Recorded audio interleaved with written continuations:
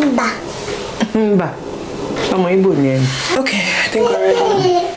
Hi guys, welcome back again to the channel. If it's your first time seeing my face, my name is OMUGWO and you are most definitely welcome.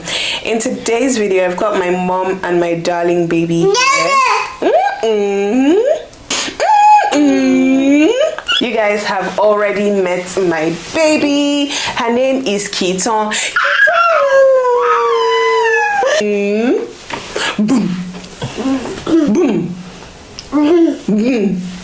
You guys already saw the video of when she was born. In this video, my mom is also here.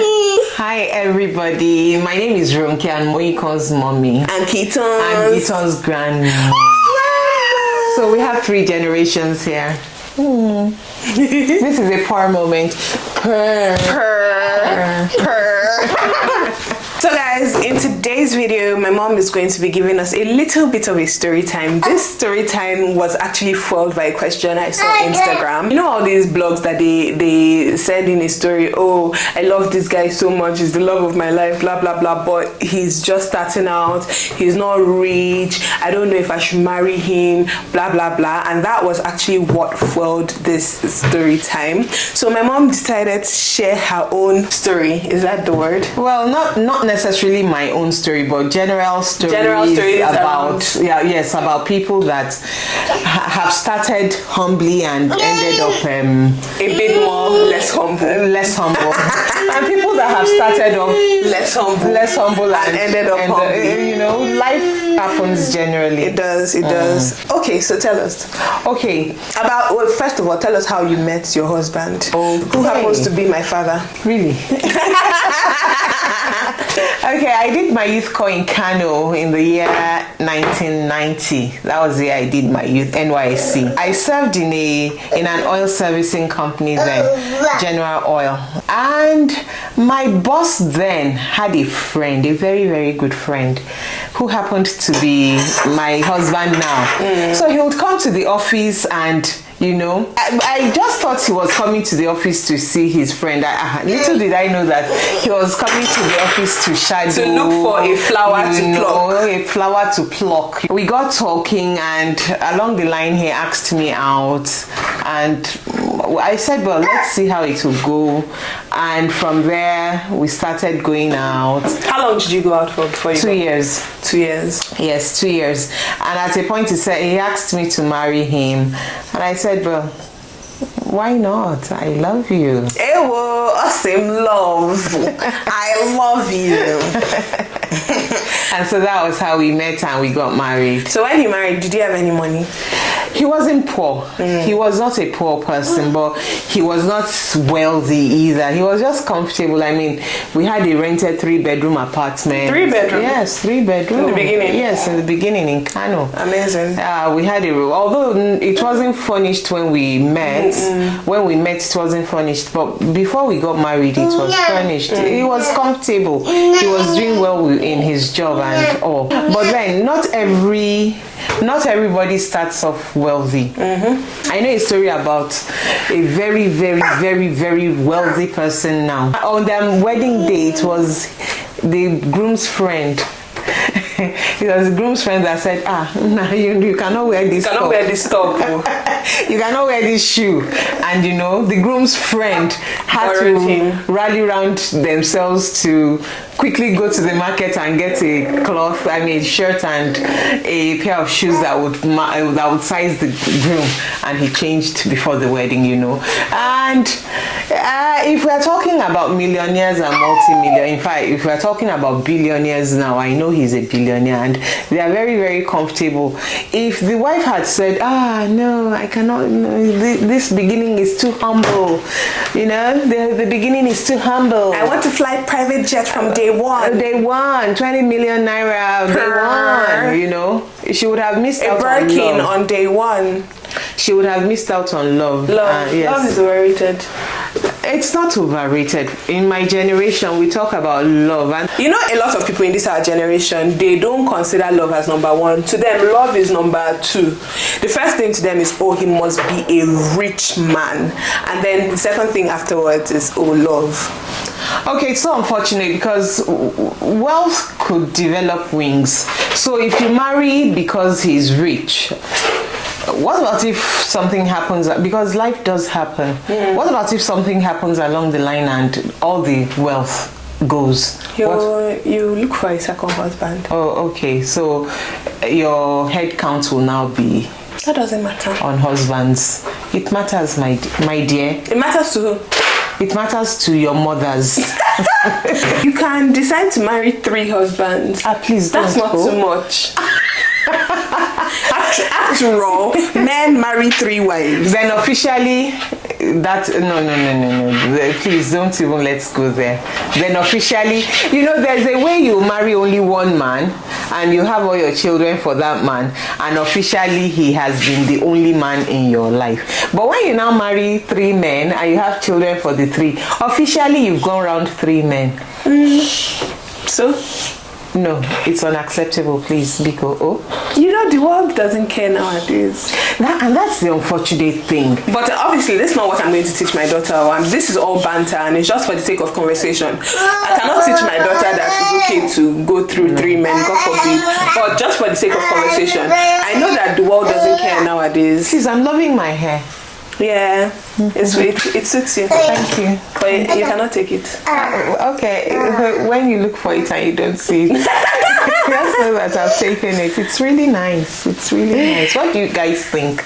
It's giving. It's giving posh. That brings me to Gen Z things. Yeah. Those breed of human beings. They're very interesting lots. They are. And they'll start a new job. After working in the job for 1 month, they'll say, oh, I had to quit. My mental health was suffering. It was giving stress. It wasn't giving the luxury life I envisioned. I think they don't realize what life is about, and they think that the world revolves around them. I think that's it. They don't understand the concept of time, space, season, you know, and all. They feel it has to happen now. So the place of patience for them is nothing. Yeah. They don't have patience in anything. It's so sad. So coming back to the issue of love. Coming back to the issue of marrying your husband rich, I think once you know that he has potentials, financial stability, he doesn't really have to be rich ab initio, but you know that what you people have is something you can grow on, build on, then I think it's okay to build on that, because who promised you eternal wealth when you start off? You could start off wealthy and end up so broke, and you could start off so broke and with potentials and end up so wealthy. So I think potential over wealth, yes, that's what I think. This generation, but there's no guarantee that this potential will materialize. There's no guarantee that the wealth will stay even after you're married. At least, but you've enjoyed it. You may not even enjoy it, because I know everything is, life itself is in stages, and unfortunate as it is, life is transient, it's so transient, because I know a couple of people that married with pregnancy. Those houses that they'll say you must get pregnant before you marry our son. And so the wife got pregnant. In fact, one of them was about 5 months pregnant when she got married, and she lost the baby, and she had to wait for another 18 years. Oh my God! To have another baby, and that was what they were trying to avoid, though, by saying you should get pregnant before you get married. And it happened. So likewise, wealth. God forbid Job experiences. Yes, things happen. So I think over and above financial wealth, financial riches, I think you should look at compatibility. You should look at what is it again? Financial stability. At least that you have a roof over your head and you will not beg for food. I remember in deeper life, I started off as when I got married, I started. Can you look at the irony? She started off as deeper life. What's this on her face now? Makeup. What's this on your hair now? Wig, a full mane. What's on your ear? Okay, she did. She did. What's on your ear? She even has a tiny earring. I cannot. She even has a double piercing. By the way, she pierced my ears for me. She's going through. You're going through a what? Midlife crisis. Because tell me why she randomly said, "Oh, because I want to do my second ear piercing," and me as I am, I said, "Why not? Let's do it." She ordered it. I ordered the piercing gun and pierced it in the house. So now she has 2 earrings. She didn't wear the primary earring today, but this is the secondary one. It's really cute. It's giving posh. It's giving I'm tush. It's giving me mid-age crisis. Oh my god. So, things happen, and where were we, Steph? We're talking about what were we even talking about? About financial stability. Okay, about deeper life. That you started off. Yes, I started off as a deeper life person after I got married, and I remember then marriage counseling would be that the counselor would ask the husband to be, do you have a house, a roof over your head? Do you have a bed? How many rooms do you have? No, not really how many rooms. Do you have a room? Do you have a bed that you and your wife will sleep on? Yes, will sleep on. Do you have cooking pots? And just the basics, because from there you can blow. There was a story about a brother in the church then. He went and approached a lady and said, "Well, you are God's plan for me." And the lady said, "Let me pray about it." And she prayed, and God convinced her. I mean, she had that inner gut feeling. Inner feeling that, well, okay, she should go on. But she cried and she resisted. She wanted to resist it because she felt, he hold me, she was beautiful and all, and the man had only one pair of trousers, and he would wash and wear it to church every Sunday, a pair of good trousers, and that was what he was coming to church with every Sunday. And she looked inwards and was like, God, one trousered man, my husband. But yeah, she yielded to this Holy Spirit, and she said yes. Not quite 5 months into their marriage, contracts broke out. Really? Yes. Is this in Kano? Yes. Wow. And he became so wealthy that he was giving the church a lot when there was a need for donations. Wow. Yes, he became so wealthy, and so when she came to tell younger ones her experience and all, and she said, money doesn't really have to be the number one priority. Pray, and then when you have that conviction, go ahead with it. There have been so many Beatles stories, Volkswagen, Volkswagen stories turning into private jets and all. So, and there have been stories about private jet owners turning into paupers too. And stories of the B2 guys remaining B2 guys. And stories of the private jet owners having even more private jets. So I think there's no hard and fast rule to this life, really. At the end of the day, do what works for you. Not only what works for you. Be sure it's what works for you that you are doing, and not in stupidity. Because there are so many silly people out there now. They don't even know what they want. They just know that, I'm not cut out for suffering. Everything is giving suffering. If it's not giving vacation in Dubai, Santorini. Where is that place you want to go to again? Santorini with the blue water. If it's not giving Santorini, vacation in Dubai, luxury apartments in New York, if it's not giving that, your first year of marriage, what is that? What is that? Well, some people are flying private jets in their first year of marriage, so that's why. At the end of the day, I think the problem is social media. Social media makes you aware of everything that's happening everywhere, and at the end of the day, it's information over consumption, which then makes you start to compare what is happening in your little corner with what is happening in every other part of the world. Which may be a lie. That's exactly what I was going to say. As I've been in this social media space for a little while now, I can confidently tell you that a lot of things are fake. A lot of things are fake. You cannot even be. I'm looking into social media. Now you started getting into social media, and you will understand very quickly if you just delve into the content creation space. You realize that a lot of things on social media are curated, meaning that I show you what I want you to see and I tell you what I want you to believe. But because social media has told you, a man that is not earning 570,000 naira minimum a month is broke, you too, you will not carry that in your mind and say, me, I can never marry anybody that is not earning minimum 600,000 naira a month. Ask yourself this question: what's even the average monthly income, household income in Nigeria that you want to be saying, or in your space, even amongst your family members?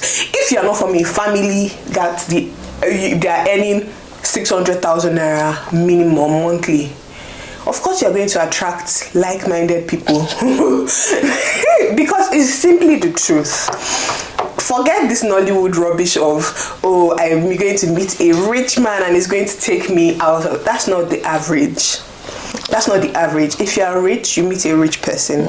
If you are middle class, you'll meet a middle class person. Most likely. And if you are poor, you will meet a poor person, because you're just going to be in that same space with them.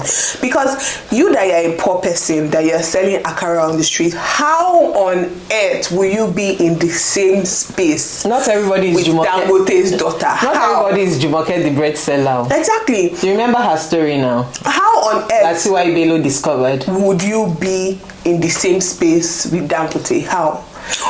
Or if you, like me, I went to UI, how on earth will I be in the same space with Elon Musk? How? I mean, the odds are there, but very, very slim. The odds are slim, and let's be honest and truthful to ourselves. So that's the way life works. You highest, if you are middle class, you meet an upper middle class person. Yes. Even Keaton agreed. Attesting to that. Anyways, yeah, so even my mom, apparently, she used to sell snacks when she first got married. Do you want to tell them that? Yes, I got married, and pre-marriage I was working in a financial institution, and when I got married, I moved to join my husband in Kano. And there was no work to do. I didn't want to stay idle. So I decided to start, and Deeper Life teaches us to work with our hands and all. So I decided to start learning how to make fish roll. And so I learned how to make fish roll, and I wake up early in the morning, make fish roll, and go and supply my friends, the hard shops and all. And I met a lovely lady, Bisi Ogumodede, and we became very friends. We became so close and all. And both of us, she was the wife of her husband was an Air Force officer. Then he had just started in his career, yes. So every morning, I'll fry my fish roll, I'll go and distribute, then BC will come and pick me, because it was at the height of a fuel crisis that we met. Yes, she'll come and pick me, or it was a car a day. It's either I went to her place or she'll come to my place. And we discovered one Lebanese store, and we decided to start patronizing the Lebanese people. They were selling fabrics, and we decided to start selling we'll go there, buy fabrics and sell inside Kano there. And you know, one tree will link to the other. From there we discovered other people selling other things, going to Dubai as early as 1994, 1993. We'll see people going to we got in touch with people, we got linked with people going to Dubai, and they'll give us their wares to sell for them. We'll sell, make our profit, return their money, you know. And it was at zero capital. That was the beauty of it. So you don't sit and laze around. Wait idly. No, you don't. You don't wait idly. Make things happen. Do things. Your husband may be rich, but don't be useless. Do you know that it leads me to the whole controversy that was happening with Kiki the other time? And I don't know, but me personally, I don't think that if you are in a marriage, husband and wife, that you as the woman should be idle. You may say, oh, I want to be a housewife, I want to be a stay-at-home mom, and I want to take care of my children, and that's fine. You can be that, but even if you are that, any which way it goes, endeavor to have your own money. It gets why. At the end of the day, human beings are human beings. God forbid that anything happens. What will happen to you? What will happen to you? Think about it. It's important to have your own money. It's very important. Let it not become a had I known situation. They'll say, oh, my husband pays for everything. My husband pays for every single thing. I don't have to do any work. My husband funds everything. That's fine. Good for you. But do you have your own money? Do you have money that is in your own account? That is not, oh, my husband sent me 100K to go and go shopping. Oh, my husband, your own money that is in your own account. That is your own money. Because at the end of the day, life happens. Sometimes, and sometimes life throws lemonades, lime, and you cannot change it to anything. You will drink that lime like that. So at least have that backup that if he throws it at you, you'll be able to make your lemonades with it. Because at least you came semi-prepared. No, nobody is praying for anything bad, but then life happens. Nobody prays for it, but it happens. Anyways, guys, that is it for this video. Thank you so much for watching. Thank you so much. I hope you guys enjoyed this video. Mama, take.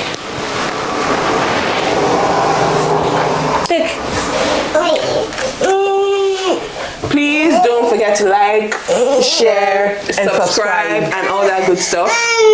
And I will see you guys in her next video. So see you guys in her next video. Bye. Bye. Kita say bye bye. Kita bye bye.